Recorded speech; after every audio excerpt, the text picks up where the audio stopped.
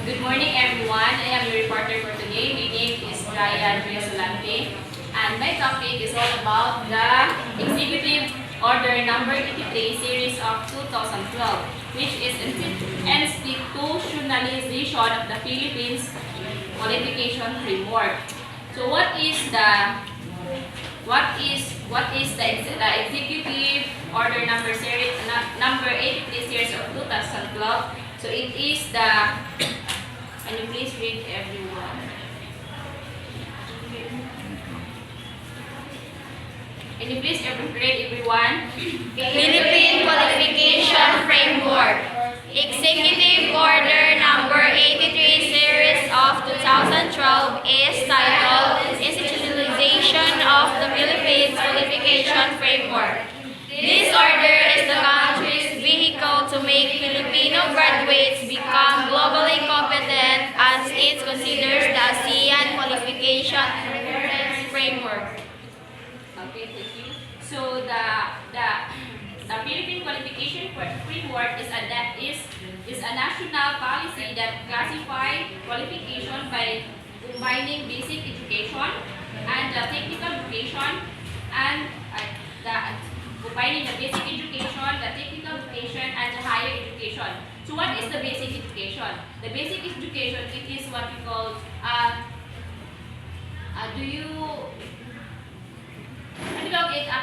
for example, a basic education is the DepEd program. So what is the DepEd program? The DepEd program begins grade 1, kindergarten up to K-12. So that is the basic education. When it comes to technical vocation, the technical vocation, it is the TESDA program, which is the National Certificate 1 or NC2, NC3, NC4 until the diploma. Then the higher education, what is the higher education? The higher education, it is like us, we are the higher education, and college it is the CHED. The higher education, it is the CHED program. Then, now, the PQF describe the levels of education, qualification, and set standard for qualification outcomes. It is also include 8 levels qualification description that are defined by knowledge, skills, values, application, and degree of independence. So the PQF was established through the collaboration between the following organizations. So as I said earlier, the three education is collaborative program between the following organization: the Department of Education, which is the DepEd, then the Technical Education and Skills Development, which is TISDA, and the Higher Education, which is the CHED. Then the Professional Regulation Commission, which is the PRC, and the Department of Labor of Employment, which is the DOLE. Now, what is the role of PRC? What is the role of PRC and PQF? So it is responsible for reviewing and aligning the licensure examination content and framework of professional. So the PRC is also responsible for administrating, implementing, enforcing, and regulation laws, policies, the licensing and the regulation of professional and profession of the Philippines. Now, and then what is the role of the DOLE? The role of the DOLE, which means the Department of Labor and Employment, is a members also the Philippine. The DOLE is a members also the Philippine. Is a members also of the Philippine Qualification Framework, which is the PQF, the National Coordination Council IEC. Now,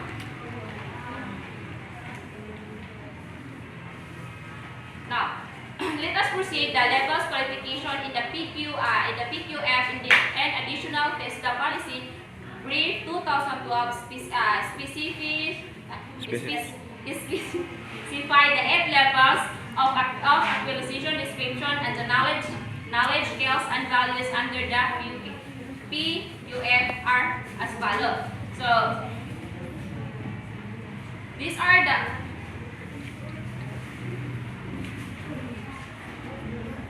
These are the eight levels of PQF in Philippine Qualification Framework, the level 1, level 2, level 3, 4, 5, 6, 7, and 8. And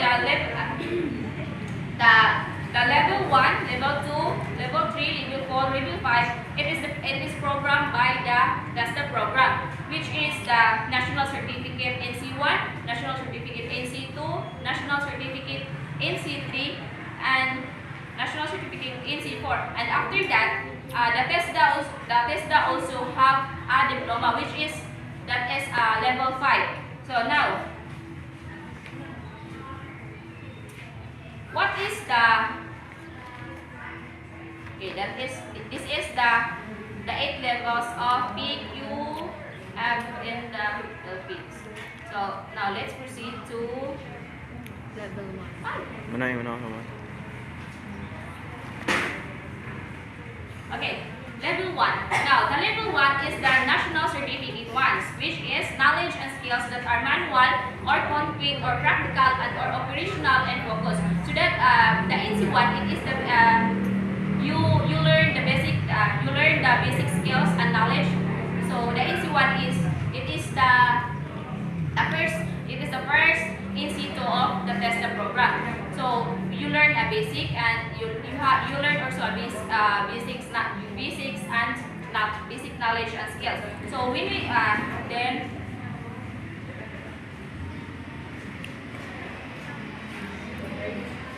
then let's proceed to the NC2.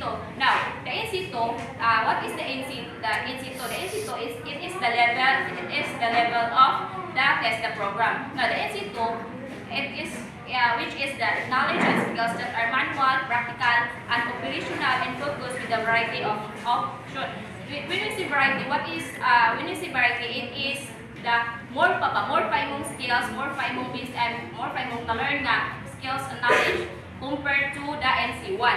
So that is the NC2, which means this intermediate skills and knowledge. So between the beginner and the expert ang level NC2.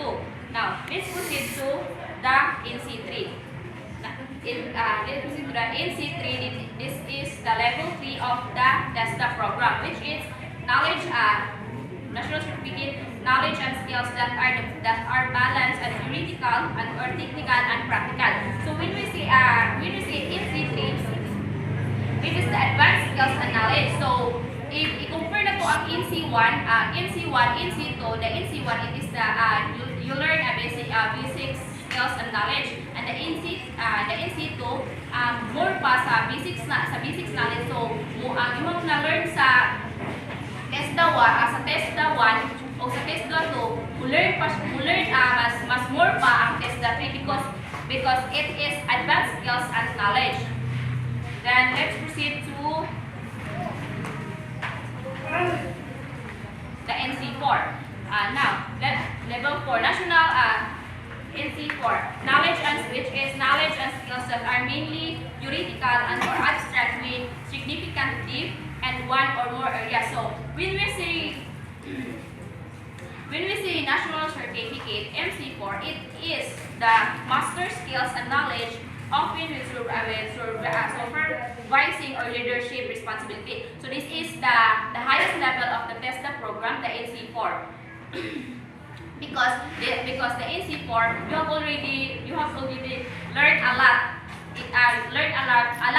Compare the NC1, NC2, and the NC3. Like the husband of Ms. Katyat, her husband is passing the board exam of passing the NC4 electronic MC4, and now her husband worked as a seaman in the other country. So the NC4 it is qualified for abroad. Then naka-learn na mo sa NC1 up to NC4? Yes. Okay, now let's proceed the diploma. Then the diploma, it is the level 5. It is the level 5 of the TESDA. Then if you are already fulfilled your assessment, if you have already have a knowledge or this is the time that you are already receive a diploma came from the TESDA. So ang TESDA di ay napo siya yung diploma ma-receive after ka mo eskwela, after ka mo take siya of after hindi ko man take sa TESDA, maka-receive ko siya of diploma. Now, let's proceed to the level 6. Now, as I said earlier, the level 6 it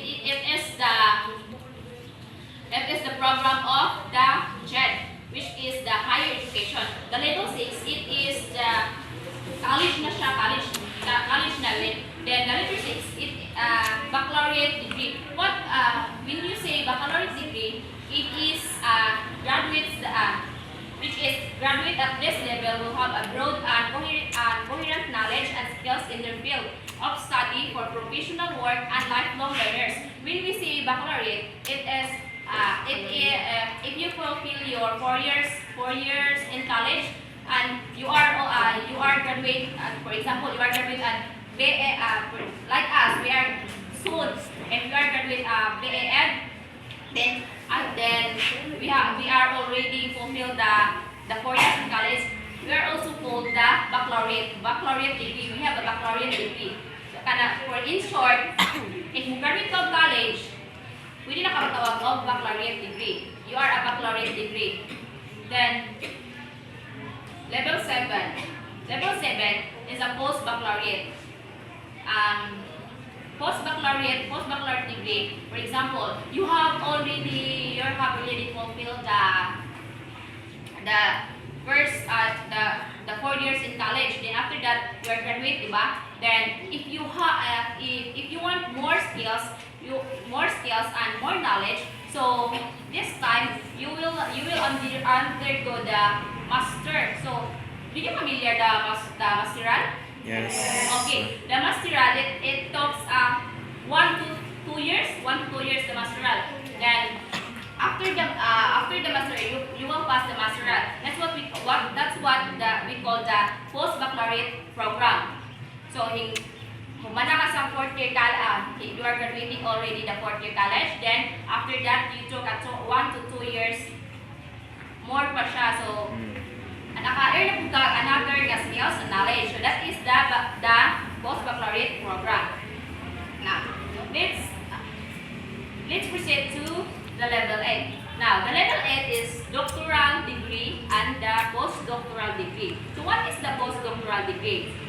At this level, graduate at this level have highly advanced systematic knowledge and skills in high specialized and or complex multidisciplinary field or of learning. So the doctoral it is the highest level. It is the highest level of the PUF of the Philippine qualification framework because the doctoral it is